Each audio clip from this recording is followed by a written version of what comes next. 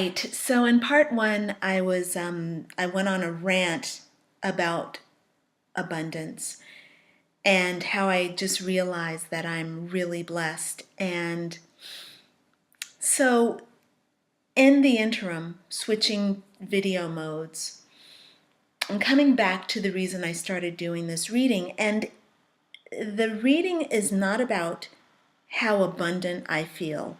The reading is about how lacking I feel. Now, I carry around the feeling that I am always going to run out of money and that the good times will not last forever. I have had this feeling for all of my life. No, that's not true. I felt, as a young person, I always felt that there was plenty. Even when I was a little kid and my mom was a single mom, because she had a feeling of abundance and she always really trusted like where her money was, she always trusted that there was enough. That was just my mom. But so my mom and I, with my dad, lived a very extravagant life in my teens. But now, when I got into my teens, my parents started associating our extravagance with hard work. And so what happened in my teens is that abundance or extravagance, lavishness, abundance became associated with hard work, and I had some very shocking instances where I was taught that if I didn't work hard, I would not have extravagance. If I didn't work hard, I would not have support. And if I didn't work hard, I would not have love. All of these things were given to me through some very, very powerful moments in my teenage years, around the age of 15 years old. And some of these things were very literally told to me by my parents, who they were just trying to get me to have like a good, strong work ethic. They were getting me to understand that work is really a great thing. And they were very right. But they thought they needed to do it. Well, they were in their own mentality. They thought that if they didn't work hard, no, that's not true. My dad had the feeling that he came from a family that was really poor, and in his family they felt lack, and they saw, even though they had very abundant lives, abundance with a lot of great family and a lot of love and a lot of just a strong, strong family. They were so abundant in that way. But they didn't have a lot of money. Came from a Mormon background, a lot of kids, not a lot of like money, not a lot of wealthy stuff going on, but they had so much wealth. I'm trying to communicate this thing in a true way, and it's hard because the feeling of lack is so unreal that it's very difficult to actually talk about, people who have so much fantastic family and to say that they don't have wealth. You can't say it. It just doesn't make sense. It's kind of like really stupid.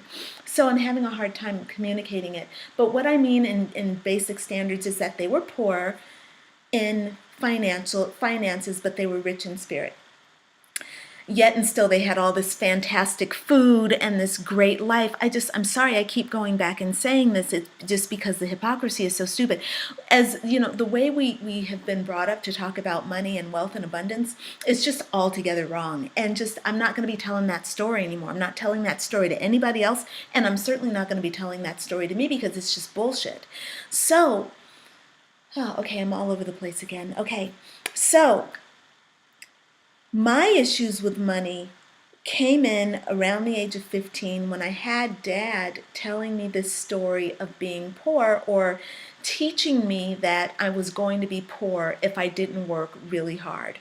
And by working really hard, it was working 14, 15 hours a day, also going to school, and it was really all about our family's business. And if I was told very blatantly by my mom and my dad that if I did not work in my family's business, then I would get no support from them whatsoever, and blah, blah, blah. That was their thing. But the thing is, they weren't doing that because they were mean and selfish. What they were really doing is they felt so sincerely that this business and that they felt that this business was their source of abundance.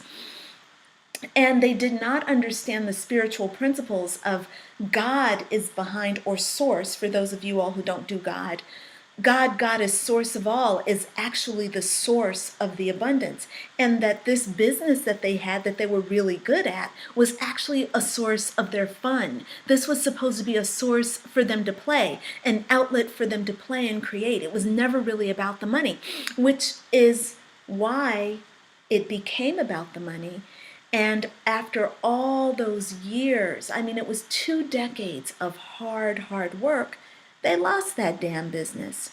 And they went from making, what, $250,000 a month down to making, nothing, and having the business taken away because they didn't pay the taxes on it, and the taxes ate them up. So in me, the story was, if you don't work hard, first the story was, if you work really hard, you're going to have a lot of money. But then it became, if you work really hard, the government, and you make a lot of money, the government is going to take what you've built away. So I have all sorts of mixed messages that are going on inside my psyche, and weird experiences that just are out of alignment with what true abundance is. And in my spiritual work, and I decided to take my spiritual life into the real world and open a spiritual business, which also I recognized, saw that when it was a spiritual business, it thrived. And when it became a business based on finances, it did not thrive.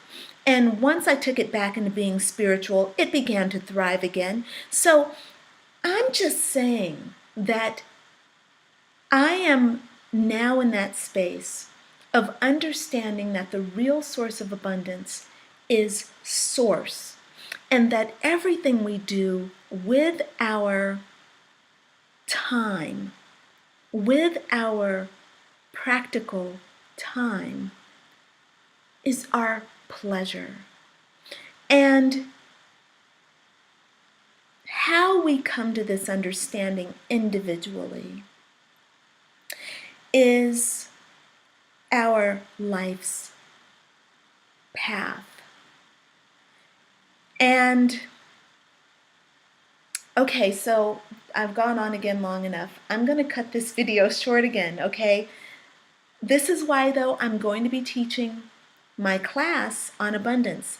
May 19th is the class. Okay, so I'm going to stop this, and now I'm actually going to go back into my reading on abundance, but that's going to be in part 3, okay? Yeah, all right.